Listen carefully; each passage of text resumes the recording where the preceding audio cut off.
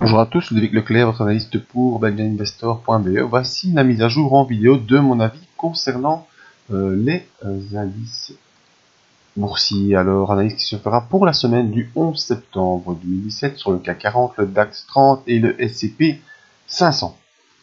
Information mutuelle sur les risques, vous savez, le marché comprend des risques, ne prenez pas la tête ou le profil d'investisseur, ça vous même d'évaluer vos propres risques. Je ne suis pas là pour vous conseiller dans vos opérations. Ce que je vous conseille, moi, c'est d'utiliser des comptes ou des mots afin d'établir et tester vos stratégies avant de passer sur des comptes réels. Ma stratégie à moi, c'est l'analyse des impulsions, analyse qui m'aide bien depuis 2011 et qui, oui, ce premier semestre m'a rapporté déjà quelques bénéfices, analyse que je peux également vous enseigner, ça on en saura plus tout à l'heure. Alors, commençons par notre ami le CAC 40 qui, cette semaine, n'a pas pu sortir de notre range baissier. La pub n'a pas pu sortir de notre range baissier, malheureusement. Vous voyez, on a simplement continué ce range baissier qui nous tient depuis le mois de mai. On est venu jeudi taper le haut du range. J'espérais une sortie pour cette semaine, mais malheureusement, ça n'a pas été le cas. Voilà, mercredi, on a fait une grosse remontée après une ouverture assez basse. Jeudi, on est venu taper le haut du range, comme vous l'avez vu, et vendredi, eh bien, on clôture simplement au-dessus de la M20. Tout ça pour effet de resserrer les bandes de Bollinger. La volatilité s'estompe un petit peu. Il n'y a plus grand-chose comme mouvement. J'avais espéré qu'avec le début du mois de septembre et la rentrée des opérateurs, on aurait eu un peu plus de volume, un peu plus de mouvement. Ça n'a pas été le cas. Sur nos indicateurs, on a un MACD qui se redresse encore un petit peu en direction des zéros et vous voyez le RSI est neutre, donc vraiment pas de gros mouvements pour l'instant, si ce n'est la poursuite de cette tendance baissière qui n'est pas très forte, pas très puissante, mais qui est constante déjà depuis 3 mois et qui donc malheureusement nous empêche d'aller faire des plus hauts. On a déjà eu un premier contact avec cette ligne mauve qui est la ligne du Grand S CAC 40 dont je vous ai déjà expliqué tout ça avant l'été. Et ici, ben, vous voyez, on est simplement en train de jouer autour de cette M20 qui est baissière. Donc pour l'instant, pas de grosses surprises. En support, on a la zone des 5040 et ensuite plus bas la zone des 5000 points. Et en résistance, ben, pour l'instant, on a la zone vers les 5137, 130, 140, 5140 comme point de résistance qui correspond à cette diagonale baissière qui empêche le CAC 40 de poursuivre plus haut. Si on vient à franchir la semaine prochaine cette zone, eh bien, premier objectif haussier, 5243. Sur le DAX, une autre configuration s'est présentée. Également, la semaine dernière, vous avez parlé d'une potentielle sortie du range baissier. Eh bien, étrangement, malgré que le CAC 40 n'a pas poursuivi, sur le DAX, ce fut le cas. On a fait une grosse accélération mercredi. On est revenu au-dessus de la M20 et on est venu rejoindre le première résistance aux environs des 12 300 points. Jeudi également, on a confirmé cette accélération, et vendredi, eh bien, on a un petit peu consolidé sur la zone des 12 300 points.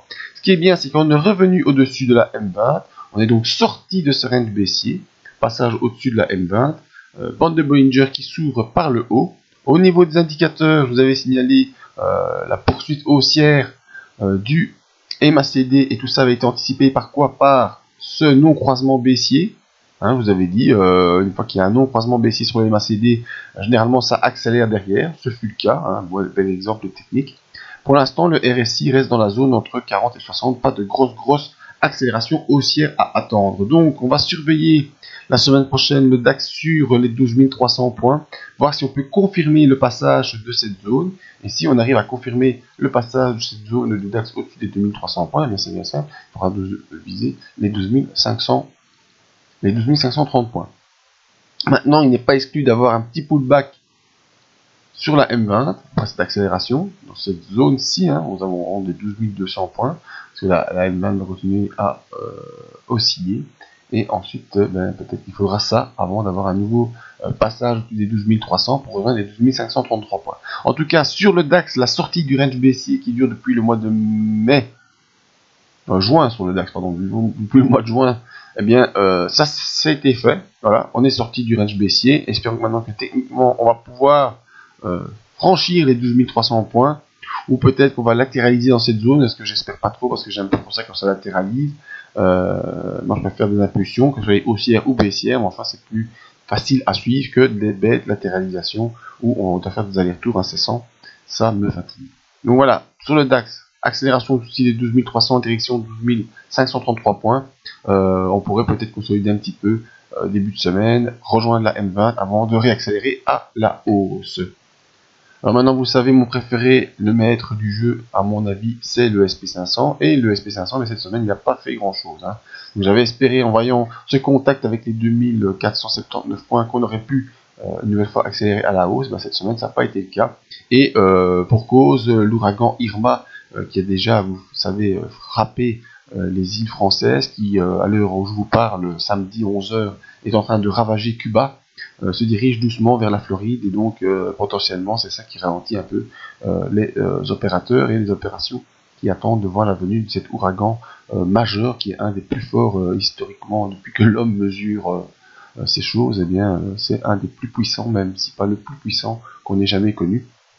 Et donc au niveau de la bourse américaine, ça impacte un petit peu la psychologie des opérateurs, ce phénomène météorologique.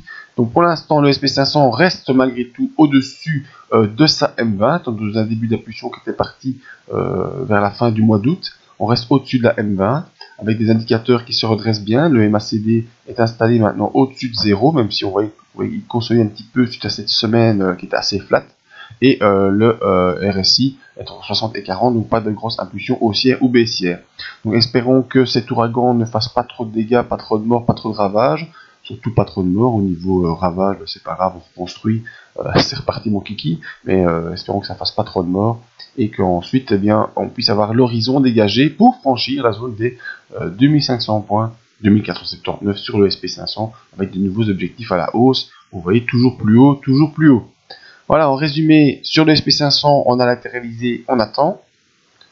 Sur le CAC 40, on a poursuivi dans le range baissier, même si on reste en fin de semaine au-dessus de la M20, on attend également.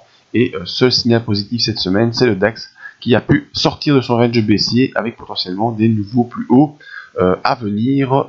Espérons que c'est cela vers lequel on se dirige. Voilà, pour nous rejoindre, il y a ici les analyses en vidéo, vous connaissez, vos analyses à la demande que je fais une ou deux fois par semaine. Il suffit de les demander, c'est gratuit. Pour les demander, vous passez par la zone contact.